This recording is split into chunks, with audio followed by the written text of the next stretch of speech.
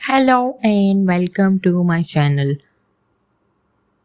आज मैं जो मूवी लेकर आई हूँ उसमें हमें दो फैमिलीज दिखाई जाती है। एक फैमिली बहुत गरीब होती है और एक अमीर। तो फिर क्या होता है इन दोनों फैमिलीज के दरमियान, कैसे ये लोग अपनी ज़िंदगी को बदलने की कोशिश करते हैं, आइए देखते हैं मूवी में।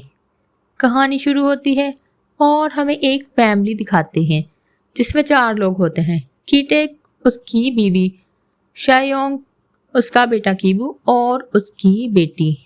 ये चारों बहुत गरीब हैं और इनके पास ज़रूरियात ज़िंदगी के लिए भी पैसे नहीं हैं। कि लोग एक बेसमेंट में रहते हैं और पिज़्ज़ा के डब्बे बनाते हैं। उससे बहुत कम पैसे इनको मिलते हैं जिससे ये गुजारा करते हैं। ये बहुत ज़्यादा मेहनत करते हैं मगर इनकी मेहनत के मुताबिक इनको पैसे नहीं मिलते और फिर इसके साथ पूरी ज़िंदगी भी नहीं गुजरती। इनके लिए इसे कोई काम चाहिए होगा। फिर एक दिन कीबू का दोस्त उसके घर आता है। वो कीबू के साथ यूनिवर्सिटी में पढ़ता है। वो कीबू को एक पत्थर देता है जो कि उसके दादा ने दिया था। कोरिया में इस पत्थर को खुशकिस्मती की अलामत समझा जाता है। जिसके पास ये होता है उनके पास बहुत दौलत आ जाती है।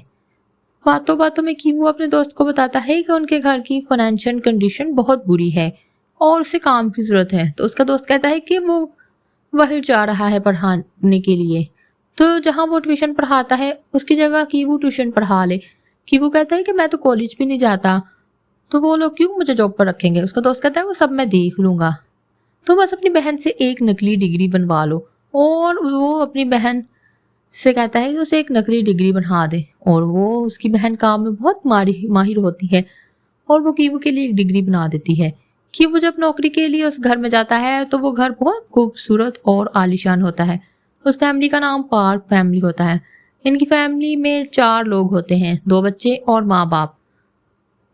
बड़ी बेटी होती है जिसका नाम दाई हाई होता है और इसे ही वो ट्यूशन पढ़ाने आता है।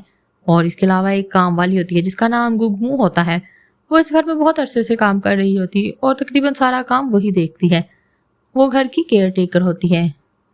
अब जबकि वो दाई ही के पढ़ाने का ट्रायल देता है तब उसकी माँ भी साथ ही होती है और उसके कीबू का काम पसंद आता है और वो उसे नौकरी दे देती है। और जब उसकी कीबू से बात होती है तो कीबू को पता चलता है कि जो उसका छोटा बेटा है दाईसोंग, उसे पेंटिंग का बहुत शौक है और उसने उसके लिए बहुत सी पेंटिंग टीचर रखे हैं मगर कोई भी एक महीने से ज्यादा नहीं टिक सका।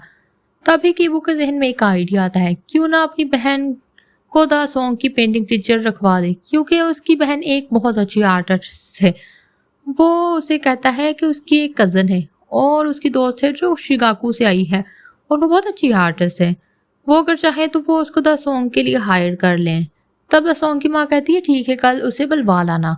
अगले दिन की वो अपनी बहन को जैसिका नाम की लड़की बनवा कर द सॉन्ग के घर ले जाता है क्योंकि वो उसे उसका असली नाम नहीं बता सकता, क्योंकि इससे उन्हें पता चल जाएगा कि वो दोनों भाई बहन हैं। इसके बाद बहन अपने आप को एक आर्टिस्ट बताती है और बड़ी चालाकी से अपने काम से उनको प्रेस कर देती है। यूं ये दोनों भाई बहन इनके ट्यूशन टीचर बन के उनके घर में जॉब करने लगते हैं। जिस दिन की वो दाई हो की पहली क्लास लेता है उस दिन उनकी मुलाकात इस घर के मालिक टॉम पार्क से होती है और वो अपने ड्राइवर से कहते हैं कि वो जैसिका को ड्राइव कर दे। ड्राइवर जब ड्राइविंग कर रहा होता है तब जैसिका को कहता है कि बहुत टाइम हो गया है, वो अगर कहे तो वो उसको उसके घर तक छोड़ देगा। मगर जैसिका कहती है, यानी योंग कहती है नहीं, वो उसे मेट्रो स्टेशन उतार दे और वो खुद ही घर चली जाएगी। और वो उतरने से पहले गाड़ी में अपनी पैंटी उतार देती है और ये वो जानबूझकर करती है कि जब मालिक ये गाड़ी देखे तो उसे लगे कि ड्राइवर ने गाड़ी में लाजमी कोई गलत काम किया है। और होता भी यही है, जब टॉम गाड़ी में पैंटी देखता है तो उसे ड्राइवर पर शक होता है और वो ये चीज़ अपनी बीवी से डिस्कस करता है कि जैसिका और उनके ड्राइवर के बीच में कुछ है। उसकी बीवी जब जैसिका से इस बारे में पूछती है तो जैसिका उसे कहती है कि उनके ड्राइवर ने उसे उस दिन घर तक छोड़ने की ऑफर की थी मगर वो मेट्रो स्टेशन पर उतर गई थी। ये सब सुनकर सुनकर वाइफ सेटिस्फाइज हो जाती है और जैसिका पर यकीन करने लगती है, मगर ड्राइवर बेचारे को काम से निकाल दिया जाता है क्योंकि टॉम को लगता है कि ड्राइवर ने गाड़ी में किसी के साथ गलत काम किया है। दरअसल जैसिका ने ये सब जानबूझकर किया है क्योंकि वो चाहती है थी कि ड्राइवर को निकलवा कर उसकी जगह अपने बाप को काम पर रखवा दे। यानी ड्राइवर की नौकरी दिलवा दे, और वो ऐसा ही करती है। वो उन्हें सजेस्ट करती है कि उनके पापा के भाई का ड्राइवर है जिसका नाम की योन है, वो उसको ड्राइवर रख लें। वो अपने बाप को अपने बाप का भाई का ड्राइवर बनवा कर इनसे इंट्रोड्यूस करवाती है और उसके बाप को ये नौकरी मिल जाती है। अब ये तीनों बाप बेटा बेटी एक ही घर में काम कर रहे होते हैं, मगर अनजान बन के। इनके मालिक और मालकिन को नहीं पता कि एक खान। दूसरी तरफ कीवू और दी हाई के दरमियान भी नजदीकियां बढ़ रही होती हैं। इनको एक दूसरे से प्यार हो जाता है। अब कीवू और की योंग दोनों चाहते हैं कि किसी तरह वो अपनी माँ को भी इस घर में नौकरी दिलवा दें, मगर ये बहुत मुश्किल है क्योंकि उसके लिए इस घर की केयर टेकर जो कि पहले से इस घर में काम कर रही है उसको काम से निकलवाना पड़ेगा। और दोनों प्लान बनाते हैं। दरअसल जो आरू होता है उसकी जो जिल्द होती है उसके ऊपर एक छल्ली सी होती है वाइट कलर की। इसका पाउडर होता है जिससे किसी को एलर्जी होती है। जब वो लेडी कुत्ते के साथ खेल रही होती है तो कीवू आरू के पाउडर उस पर फेंक देता है जिससे उसको छींक आती है और एलर्जी होती है। और जब वो हॉस्पिटल जाती है तो कीवू के पापा भी उधर होते हैं और वो अपनी तस्वीर के साथ उस औरत की तस्वीर भी ले लेते हैं। और फिर जब वो अपनी मालकिन को शॉपिंग करवाने के लिए लेके जाते हैं तो वो उनसे कहते हैं कि जब मैं कल अपनी बीवी के लिए सेल्फी ले रहा था तो ये भी अंदर आ गई, मगर मैं इनकी बातें सुनना नहीं चाहता था। मगर वो इतना ऊंचा बोल रही थी, असल में इनको टीवी है। मगर उसकी मालकिन उस पर यकीन नहीं करती। फिर वो अपनी बेटी की योंग को मैसेज करता है कि वो 3 मिनट के अंदर घर आ रहे हैं। मैसेज देखते ही की योंग दोबारा से वो पाउडर मेट पर डाल देती है जिससे उसे खांसी होने लगती है। ऑलरेडी एक टिश्यू यूज करती है और उसे डस्टबिन में फेंक देती है। ये उसकी मालकिन देख लेती है। तब की योंग के पापा बड़ी चालाकी से डस्टबिन में से टिश्यू पर सॉस गिराकर निकाल कर मालकिन को दिखाते हैं, जिससे मालकिन को यकीन हो जाता है कि उस लेडी को वाकई में टीबी है और फिर वो उसे नौकरी से निकाल देती हैं। और उसके बाद वो लोग अपनी माँ को कुक के तौर पर उधर ही नौकरी दिलवा देते हैं।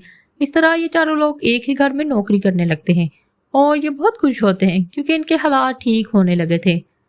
गरीबी से उनकी हालत ठीक हो जाती है और वो बड़ी चालाकी से नाम बदलकर एक ही घर में काम कर रहे होते हैं।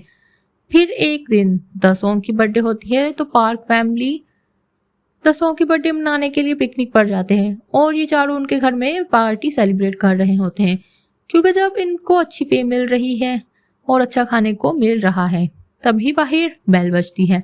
बाहर वही पुरानी केयर टेकर होती है। वो कहती है कि उसका कुछ सामान रह गया है, वो लेने आई है। चुसौक उसे अंदर आने देती है और वो लेडी बेसमेंट में चली जाती है। काफी देर गुजरने के बाद भी वो जब बाहर नहीं आती तो जो सौंक उसे देखने के लिए जाती है। तब वो देखती है कि वो लेडी एक कबर्ड को धकेल रही है।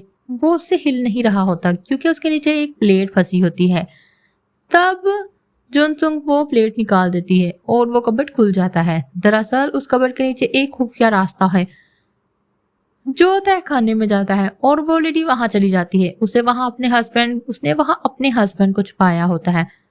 वो जो सॉन्ग से कहती है कि उसने यहाँ इसलिए छुपाया है कि उस पर बहुत ज्यादा कर्जा है और वो पिछले 4 साल से यहाँ है और पार्क फैमिली को इस खुफिया कमरे के बारे में पता नहीं है क्योंकि पहले जो फैमिली इधर रहती थी उन्होंने नहीं बताया और क्योंकि वो लेडी पहले से इधर काम करती थी इसलिए उसको ये पता था। वो जो सॉन्ग से कहती है कि वो उसके हस्बैंड को खाना दे दिया करे जिसका वो उसे पे कर दिया करेगी, मगर जुन सॉन्ग नहीं मानती और पुलिस को बुलाने की कहती है और वो औरत बहुत मिन्नतें करने लगती है।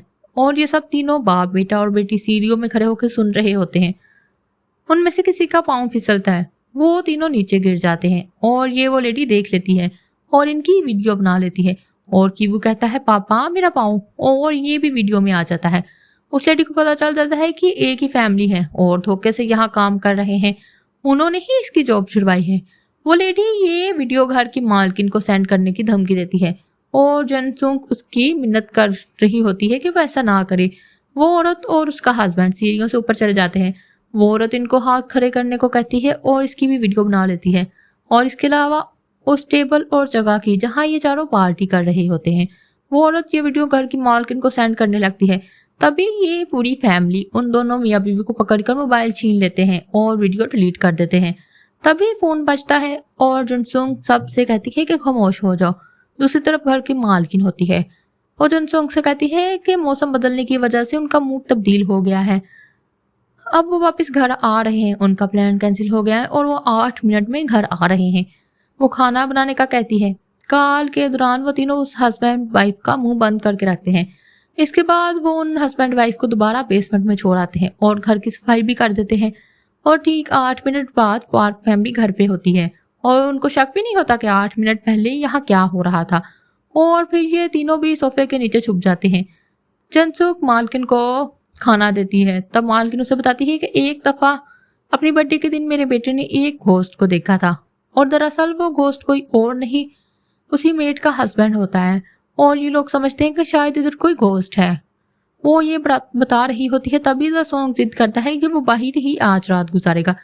क्योंकि इनका प्लान कैंसिल हो गया है, वो उसकी बात मान लेते हैं और टॉम और द सॉन्ग की माँ बाहर सोफे पर ही लेटे रहते हैं ताकि अपने बेटे पर रात सारी ध्यान रख सकें। वो दोनों बातें कर रहे होते हैं और जिस सोफे पर वो बातें कर रहे होते हैं उसके नीचे तीनों छुपे होते हैं। तभी घर का मालिक कहता है कि उनके ड्राइवर के जिस्म से अजीब किस्म की स्मेल आ रही होती है और ये स्मेल बाकी सबके जिस्म से भी आती है। क्योंकि जब एक दिन द सॉन्ग ने कहा कि उसकी टीचर से स्मेल आती है और यही स्मेल उनकी मेड और ड्राइवर से भी आती है।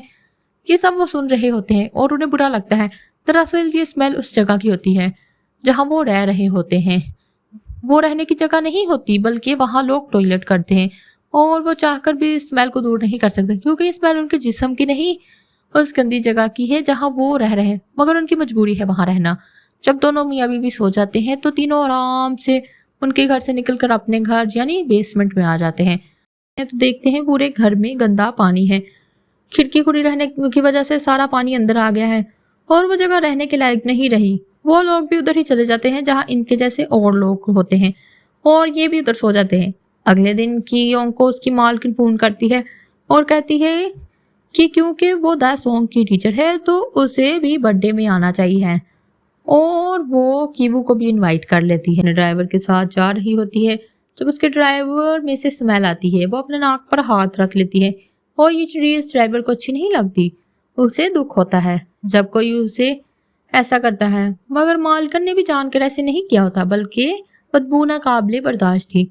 और फिर पार्टी चल रही होती है। कीवू और दहाई ऊपर होते हैं।